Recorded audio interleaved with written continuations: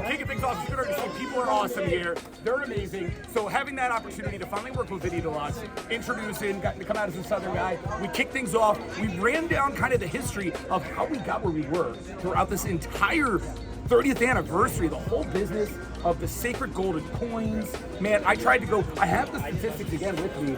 Do we have enough time for the video? No. YouTube's going to cut us off at a certain point. We can't do that, but the important thing was to know that we had 3 people at the top. Dr. Cube with the most coins, DW Cyclopus somehow with the second most coins, and far below that was Unicorn Party with the third most, recognizing how bad it would be that either Dr. Cube or DW would win. The Kaiju heroes pulled together, grabbed their coins together, and decided, no, we're going to put all our force, all our energy behind the Kaiju Grand Champion Unicorn Party. And so every coin won was going to go towards him. With all those coins combined, he was only 3 away from DW Cyclopus. Meaning we needed at least 4 to advance that tie. Absolutely insane. But that's what made it a big pressure situation. Because even though we had 5 other fightos to go through before that main event, the reality was every win for one of Cube's monsters, one of his minions, his posse, was the lack of opportunity for Unicorn Party. Now, how about American Beetle? Oh my God, American Beetle finally making his return to the Bell House after so long being gone, taking on that simian, that ape, that absolute gorilla, Tiki Rilla. The only supporter of MAGA in this building was tonight. He wants to make American Gorilla again. That's what he said. And honestly, enlightened us, we were in trouble as American Beetle, who saved the day, was able to defeat Tiki Rilla. And of course, what a lovely speech. I mean, I was tears down my eye. I would recap it right now, but I don't have enough time to put that much Spanish in. Si se puede, baby. That's all you needed to hear. Choosing to get the coin over to Unicorn Party. Absolutely. Next month, of course, was Darno versus Kung Fu Chicken Noodle Soup. Now, important thing to recognize is that Soup was looking pretty haggard, pretty weak. It turns out that his expiration date was June 22nd, 2025. Meaning it was coming up, and he was looking old, he was looking weak. Sky Devil are accompanying him to the ring, and Soup saying, no, I still got this. I've still got some soup left in the tank.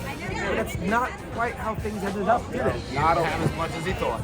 Not a lot of soup, and honestly, when's the last time you saw Darno have such a really just one-sided victory? Every time Soup started going, just drained on out, and Darno won. Yeah, it's a shocker to say the least. Kung Fu Chicken Noodle Soup, once a mighty kaiju, once one of the most dangerous kaiju in the ring, now losing to Darno? It's absolutely insane to even perceive that. Nonetheless, that was 1 coin towards Cube and 1 coin that Unicorn Party needed and did not receive. And then you would have thought the opportunity was there because it was 2-on-1. You had Honey Knot, you had Jeremiah Pink Bear. Honey. I heard everybody loves a little honey on their stinger, but the problem was number 13. It was 2-on-1, but 13 did it.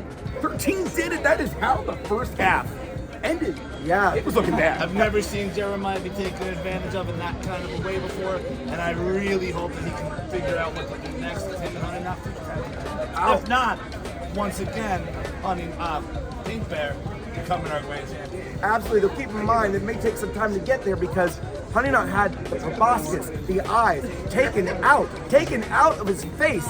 The wounds may not heal the same, you never know, but nonetheless, we were able to move on. Whoa. Before we move on, another memory. We talked memories, we'll get to some memories in a second. A memory of Pink Bear literally crowd surfing throughout the entire Bell House. I'm talking soup to nuts, left to right, up to down, anywhere it could have been. Well, I gotta say, that just goes to show how absolutely insane the night was that almost passed my mind. Doing a full around the world, around the arena, around the ring, making its way thanks to the Kaiju fans who kept him afloat from hitting the hard concrete down below. And then we came back from the intermission. As always, we got Dundee singing. I'm really glad you chose that song from Glee. Thank you very much. That was phenomenal. I will say, just don't stop believing. In all truthfulness, I always think about what songs could be done, and that's one of those ones that almost, with the lights, with the sounds, with everyone singing along, almost moved me to tears. The entire building, 500 people. I mean, 500 to 1,000. I saw 3,000. 25,000. 25,000. To say the least, for sure. Of course, this follows up into our next match, which I will remember at the moment. It was Japan Droid and Burger Bear taking on Gomi Man and the creature, the Gowanus Lagoon, a creature that was the whole of MacGuffin. The thing, the impetus for our creature, the McGuirk. Ooh, I don't even like that word. It's like voice. It goes down my back. Nonetheless, two of the smelliest, creepiest, most disgusting monsters in Kaiju history.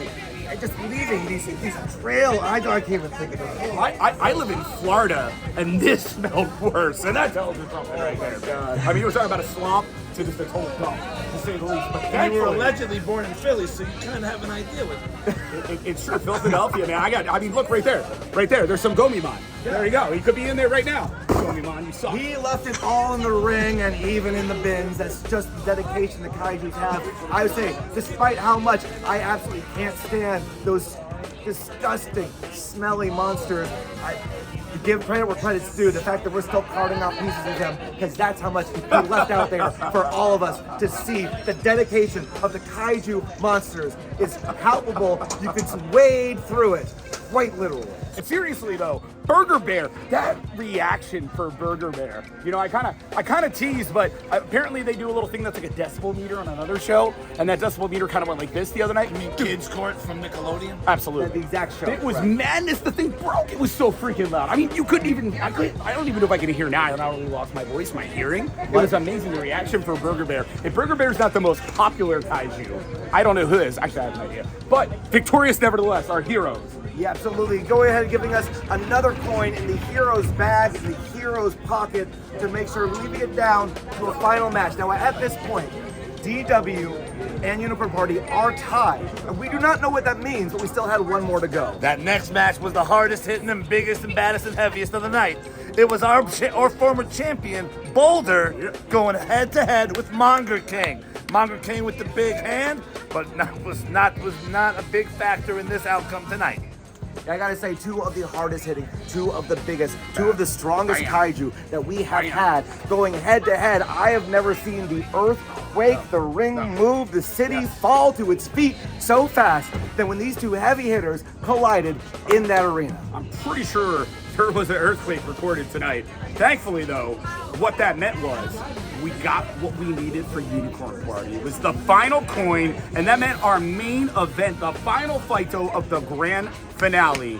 It was going to be Dr. Q and Unicorn Party. Woo! And man, Vinny, how about Santa Claus? Honestly, that's hard for me to talk about. I don't know what happened with Santa Claus, because the first thing I do, I'm so excited. As a Jew, I can't believe I'm finally getting to meet Santa, and nonetheless, he knocks me out on my ass and down on the ground, and I don't recall what happened. Next thing I woke up with one of the craziest moves of my life. Don't hurt the fans. I'm sorry.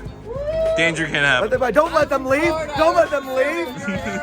Where's They're still going to party. They're still going to party. Oh, no, I would have followed her. Okay, fine. But nonetheless, it's absolute. From what I understand, I've gotten a little bit of rundown since. That's everything from when I was out to when I came back, and everything in between was absolute insanity. The number of Cube's minions, the posse, the ring was filled. We lost count of the number of folks. You already said it, Santa was worthless, but Sky Devler coming to help even the odds. The fight went all the way in towards the bar at the Bell House as Sky Devler was chasing Dr. Cube. People were going head over heels, dumping outside of the ring. It was absolute madness, but in the end, the good guys won. I've been doing this for a third of the time that we've been a thing. I've never seen more monsters in one ring in my entire life. And I am honored to be a part of every second to keep everyone inside the Bell House tonight safe.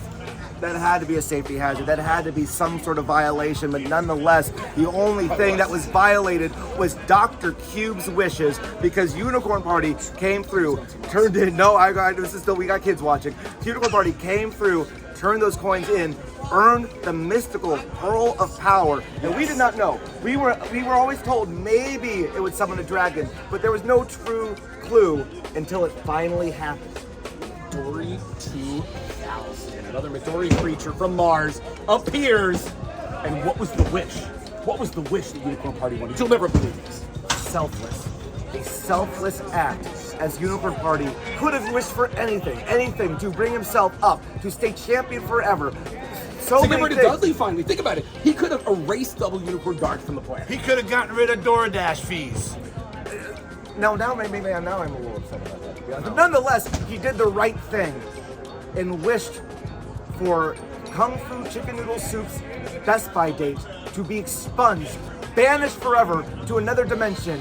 And next thing we know, Kung Fu comes out, brand new label, no date on there, good as new, and the Kaiju heroes stood victorious for the people to end 30 long years of Kaiju Big Bang. We would be remiss to say, though, at the end of our night tonight, we had to say goodbye to one of our best friends, one of our brothers, Charles Perez.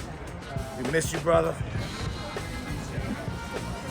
Not the same without you. It's not. But that being said, we are so happy. We are honored to be holding this position here. We are honored to be able to be at the Bell House. We are honored to be able to share this venue with the crew, with the fans, with all of you watching at home. So we thank you so much. Our next show is March 9th, back here at the Bell House. We'll be back with more Kaiju chaos, more Kaiju action, and all the fun you could have with giant monsters duking it out in the ring. So on behalf of Dundee, Allegedly, Billy McGuirk, and myself, we just want to remind you that monsters are real and danger can happen. we're going home.